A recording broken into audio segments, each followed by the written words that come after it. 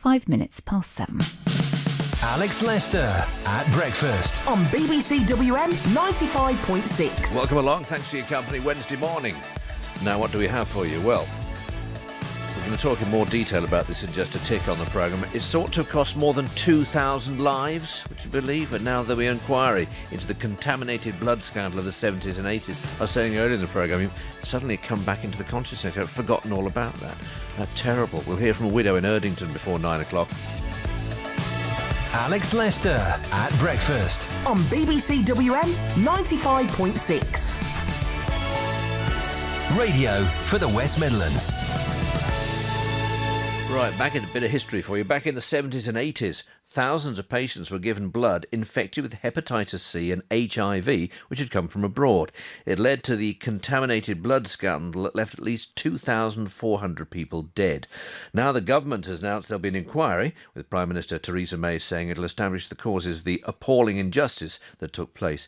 It follows 20 years of calls for an inquiry from Andy Evans from Northfield. He's also the chairman of the Tainted Blood campaign. I was infected with both HIV and hepatitis B and C at the age of 5 years old. I'm 40 now, so I've lived for most of my life with these infections. I was given a diagnosis of full-blown AIDS when I was 16, before any effective treatment came out.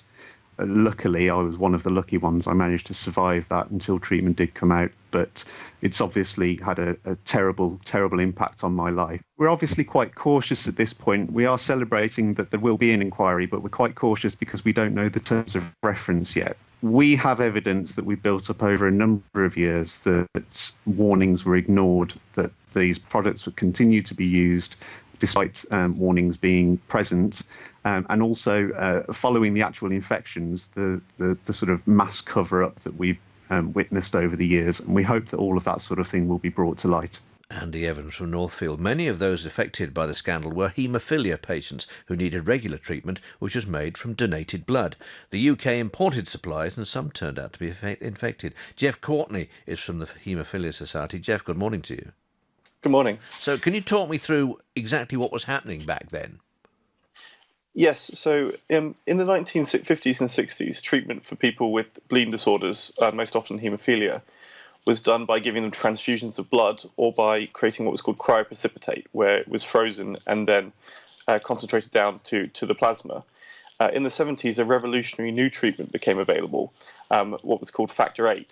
What that allowed them to do is to collect blood plasma from up to 40,000 people, concentrate that just down to the factors that needed to be used by people with haemophilia A to replace the missing factor in their blood. And that was then this new treatment that allowed them to live far easier lives. What it turned out was that what had previously been the case with blood transfusions, there was a very small chance of transmitting a virus. When you concentrated pooled plasma together from up to 40,000 donors, that chance was far, far higher. And that then led to over 5,000 people being infected with hepatitis viruses and around about a quarter of those being infected with HIV. Why do you think this wasn't spotted?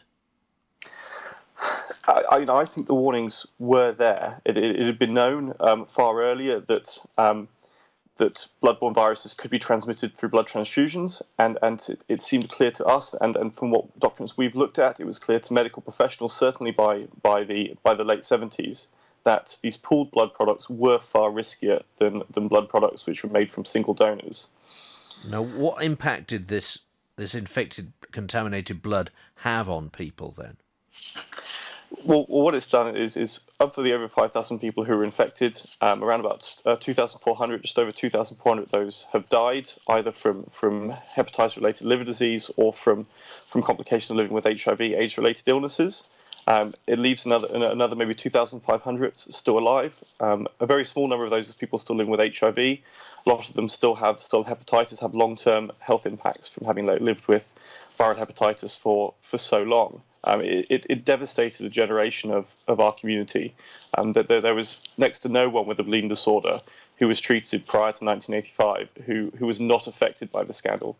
Because, in fact, when I heard about this, it reminded me of it. Are you thinking that perhaps over the last 20 years it's been quietly forgotten? I think in our community, it's never been forgotten. It couldn't be forgotten, particularly with haemophilia as a genetic disorder that's passed from one family to the other. Even the next generation of people with haemophilia still see it affected their uncles. They lost grandparents to this to this scandal, and it has devastated the generation, and that's why the campaigners have never gone away. It's at times the government has heard them more clearly, at other times they haven't, and obviously yesterday was a moment where finally the government heard the voice of campaigners on this to say, actually, this is something that really needs to be investigated. This is really the largest peacetime disaster in the last 50 years, and it needs to be looked at by government. So it's taken 20 years to get to this point. Do you feel this inquiry actually get to the bottom of what happened and how?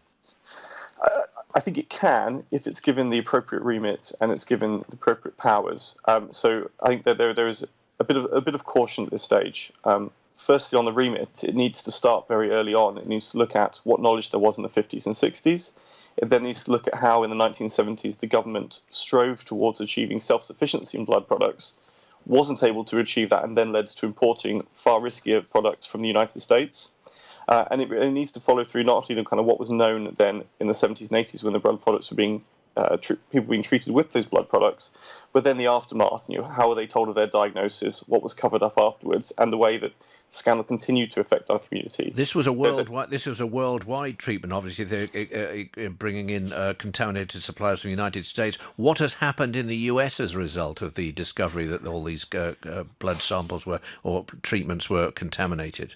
Has there been a deluge of legal writs and things and compensation claims?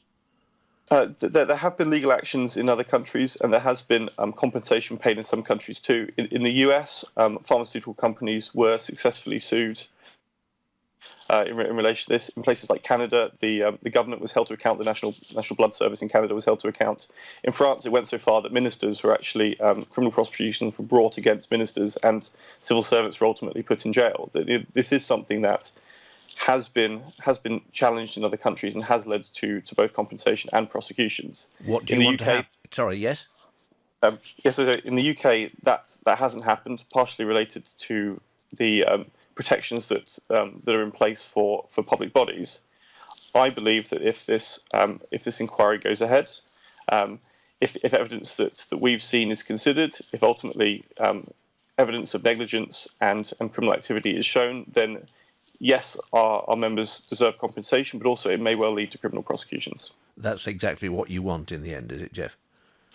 The evidence will likely point to that, and if it does, then that's where it should go. Yeah. Jeff Courtney from the Haemophilia Society, thanks for talking to us on the programme this morning. That's a fascinating and terrifying and sad tale all at once. It's 14 minutes past 7. However, blood supplies now, I think, are probably okay, because obviously they realise that was 20, 30 years ago. I was going to say, were you affected by that? Do you know someone who was affected by that? Did you lose a relative, a friend, due to that? We'd like to know. WM81333 03453 009956. It's your programme after all, so we'd love to hear from you.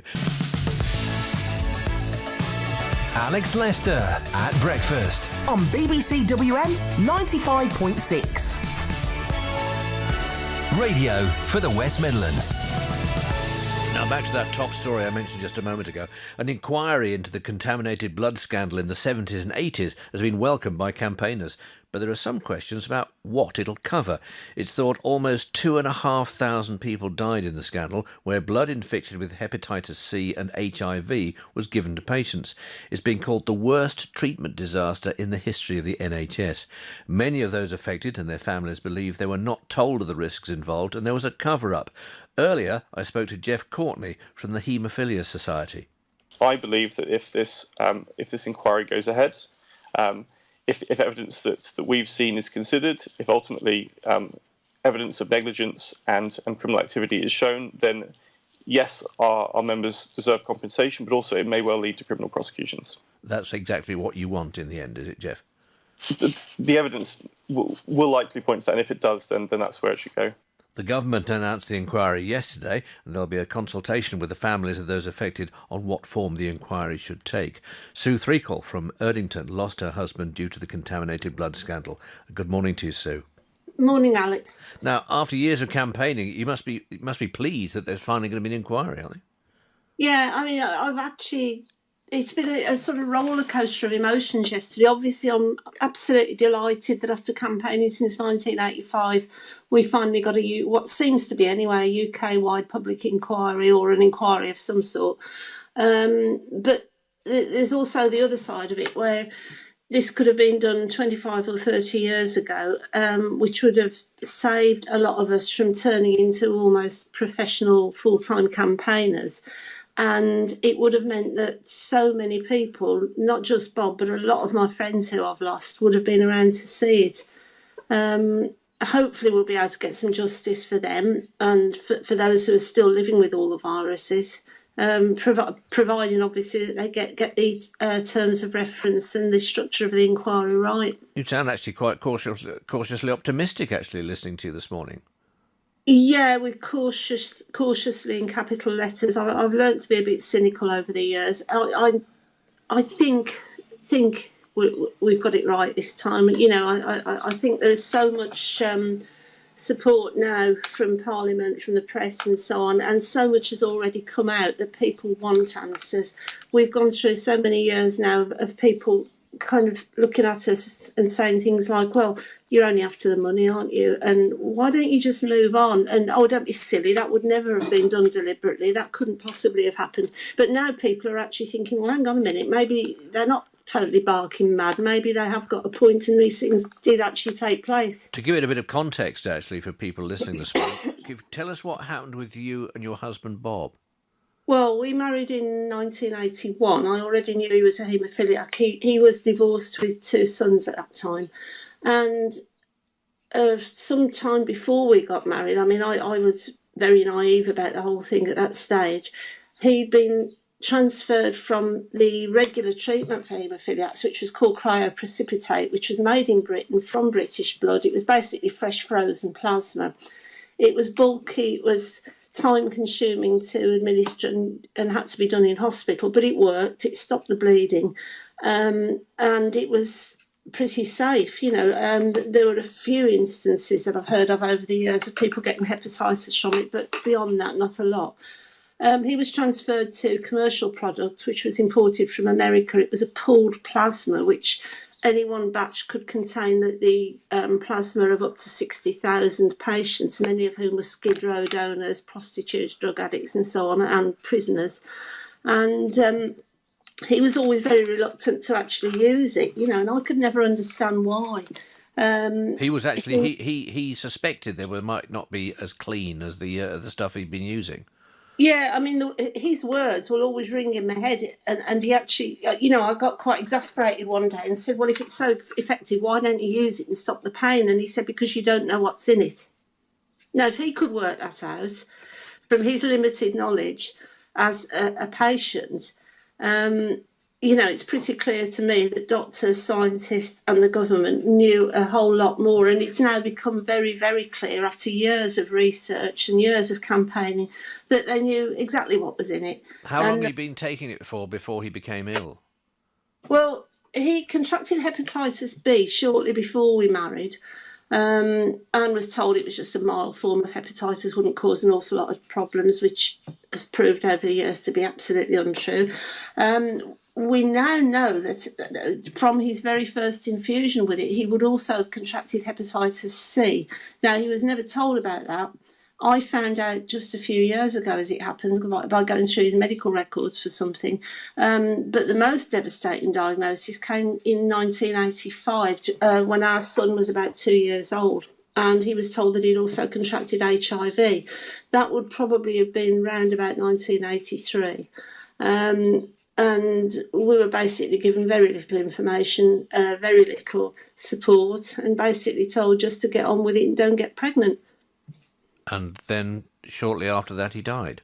Well, he died in 1991. Oh, right. Yeah, he'd been suffering from shadowing on his chest from the previous autumn.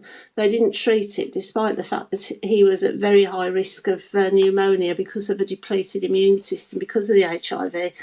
And I had to basically stamp and scream and kick up a fuss to get him into hospital.